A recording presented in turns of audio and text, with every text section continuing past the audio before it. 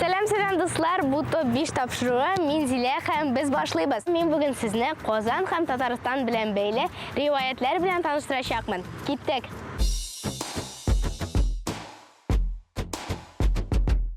Беренче риваят Зиланд турында. Борынгы риваятлар буенча, Казан булган тауда канатлы еланнар яшәгән һәм аларның патшасы Зиланд булган. Шуңа күрә тауны Зиланд тауы дип йөрткәннәр. Һәм Казаныбызның да символы Зиланд. Дуслар, сез барыгыз да беләсездер инде, безнең республикабызның символы ак барс. Ни өчен ак барс икән соң? Чөнки ул безнең якларда яшәми дә бит. Риваят тыңлагыз. Бер малай урманга барып югалган. Һәм анда бер ак барсаны ашаткан, тукландырган һәм үстергән. Шуңа күрә халык аларга бик рәхмәтле булган. Өченче риваят Кабан күле турында. Беләсезме, бу күл бик бай.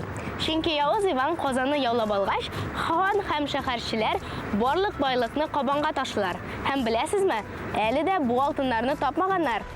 Дүртенче риваят Сөембикә турында.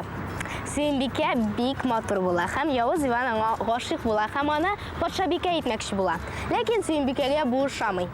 Явыз Иван үзенең максатын алыр өчен Казанга басып килә. Казан халкы яшәсен өчен Сөембикә Явыз Иван белән кавыша. Ләкин бер шарт куя. Явыз Иван 7 көн эчендә 7 катлы манара төзергә тиеш.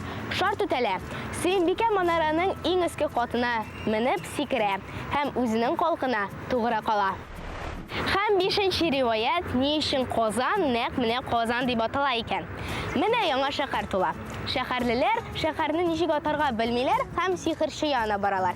Сихерче аларга булай ди: "Анда буран булыр, анда җирдәге су Казан кебек кайнап торыр" ди.